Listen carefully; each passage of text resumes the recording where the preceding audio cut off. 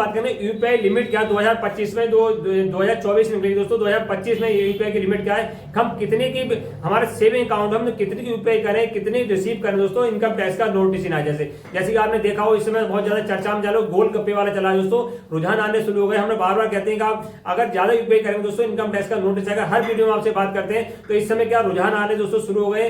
एक गोल गप्पे वाले ने दोस्तों यूपीआई के माध्यम से जो रिसीविंग करी दोस्तों, एक साल में उसने 40 लाख क्रॉस कर लिए हैं।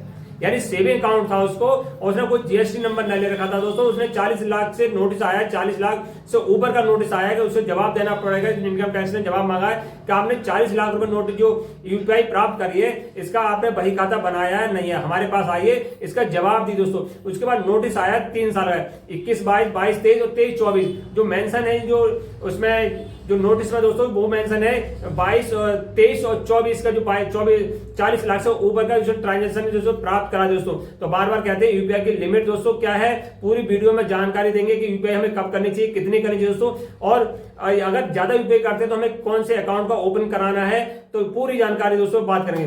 जैसे आरबीआई के रूल्स के अनुसार दोस्तों 2025 में आरबीआई के रूल के अनुसार कोई भी आरबीआई ने लिमिट जारी नहीं करी है। ऐसा नहीं है कि आप यूपीआई दोस्तों 50 लाख की कर सकते हैं या नहीं कर सकते, कोई भी लिमिट जारी नहीं करी है। मगर लिमिट दोस्तों ये है कि जो लिमिट है दोस्तों, जो सेविंग अकाउंट है आपका बचत खाता दोस्तों, क्या होता है बचत खाते में क्या है, आप अपने जो जमा पूंजी है जो बचत के पैसा उसमें डाल सकते हैं, या कोई खर्चा है दोस्तों छोटा मोटा खर्चा है वो उस पैसे से निकाल के कर सकते हैं। ऐसा नहीं कि आप जो बचत खाता है उससे बिजनेस करें, या बिजनेस जैसे गोलगप्पे वाले बिजनेस करा, या कोई दुकानदार जो बिजनेस करे, इसके लिए जो अपना यूपीआई दोस्तों नहीं होता है, जैसे सेम अकाउंट उसके लिए नहीं होता है। उसके लिए होता है आपने बिजनेस करने के लिए करंट अकाउंट दोस्तों ओपन होता है। तो अब लोग क्या करते हैं दोस्तों, इस समय क्या हर एक ठेले वाले पे, दुकान वाले पे एक बार कोड लगवा लेते हैं। अपने सेव अकाउंट में गए, बैंक से लिया और बार कोड लगवा लिया दोस्तों। उन्हें पता नहीं चलता, कभी कभी दोस्तों एक दिन में 2-2 लाख 3-3 लाख की यूपीआई प्राप्त कर लेते हैं। जिससे क्या होता है उनका सेविंग अकाउंट है और जो लिमिट है दोस्तों जो प्राप्त करने की 10 लाख से ऊपर पहुंच जाती है। यानी यूपीआई की लिमिट है प्राप्त करने की, रिसीव करने की, वो 10 लाख सेविंग अकाउंट में। अगर 10 लाख तक सेविंग अकाउंट से रिसीव करेंगे यूपीआई से तो इनकम टैक्स का कोई भी नोटिस नहीं आएगा। अब दोस्तों रिसीव करने की 10 लाख है, अगर आपने पैसे किसी को देना है, ट्रांसफर करना है दोस्तों, मान लो कोई दुकानदार हो गया सामान खरीद के भी लाएगा, तो उसने अगर 10 लाख रुपए दोस्तों ट्रांसफर कर सकता है, यानी यूपीआई के माध्यम 10 लाख की ट्रांसफर करता है, 10 लाख की रिसीव कर सकता है। कभी किसी कारण से दुकानदार है, बड़े दुकानदार मोबाइल से क्या करता है दोस्तों, अब वो ज्यादा यूपीआई करता है, 10 लाख से ऊपर कर देता है, मगर उसके पास सेविंग अकाउंट होता है, करंट अकाउंट उसे ओपन कराया नहीं। करंट अकाउंट में क्या था कि जीएसटी नंबर लेना पड़ेगा, कभी कुछ लेना पड़ेगा दोस्तों। तो इस चक्कर में क्या है, सारे चक्कर में पड़ जाते हैं और उन्हें पता नहीं होता कि लिमिट क्रॉस कर देते दोस्तों। जो आरबीआई के रूल के अनुसार दोस्तों ध्यान रखना है कि आपको 20 लाख से ज्यादा यूपीआई ना 20 लाख के क्रॉस नहीं करनी है। जो रिसीविंग और भेजना दोस्तों केवल 20 लाख का ध्यान रखें।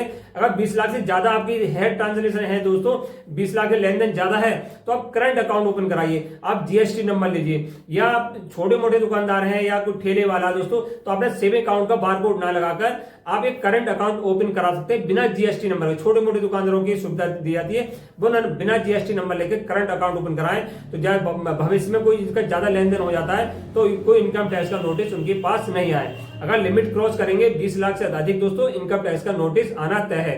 तो आपको ध्यान रखना है, या कोई सब्जी वाला है तो या कोई दुकानदार है, सोना चांदी खरीदे दोस्तों, तो आप यूपीआई के माध्यम से कर दो, चेक के माध्यम से पैसे ट्रांसफर करें दोस्तों। बचिए दोस्तों, चेक के माध्यम से पैसा ट्रांसफर कर सकते हैं, या बैंक से बैंक के पैसे ट्रांसफर कर सकते हैं, या आप उसे कैश के माध्यम से। तो लिमिट दोस्तों 20,000, जो किसी मकान या दुकान खरीदी हुई थी उसके 20 लाख है दोस्तों, 20,000 रुपए लिमिट है दोस्तों। और जो कैश के माध्यम से लिमिट है वो 10 लाख रुपए है, यानी 1 साल में कर सकते हैं। तो ध्यान रखें दोस्तों, यूपीआई के माध्यम से जो लिमिट है दोस्तों वो 20 लाख रुपए है, 10 लाख रिसीव करने की, 10 लाख ट्रांसफर में भेजने की दोस्तों, वो भी एक फाइनेंस ईयर में। ध्यान रखना 1 साल में, यानी 1 साल जो स्टार्ट होता है आयकर विभाग के अनुसार दोस्तों 1 अप्रैल से लेकर 31 मार्च, यानी 1 अप्रैल 2024 में आपने कोई पैसा का लेन देन, दुकानदार है दोस्तों किसी लेन देन करा, अब उसका नोटिस जो आएगा 31 मार्च तक, तो कोई नोटिस आएगा नहीं, यानी जो पैसा हिसाब लगाया जाएगा दोस्तों 1 अप्रैल से लेकर 31 मार्च 2025 तक हिसाब लगाया जाएगा। इस साल उसके बाद कोई नोटिस नहीं आएगा। अगर 20 लाख की क्रॉस करा उसने, तो उसे ध्यान रखना है, अपना बही खाता तैयार रखना है। आने वाले समय में 25-26 में नहीं आएगा, 27-28 में उसके पास नोटिस आएगा, तो जवाब देना पड़ेगा दोस्तों।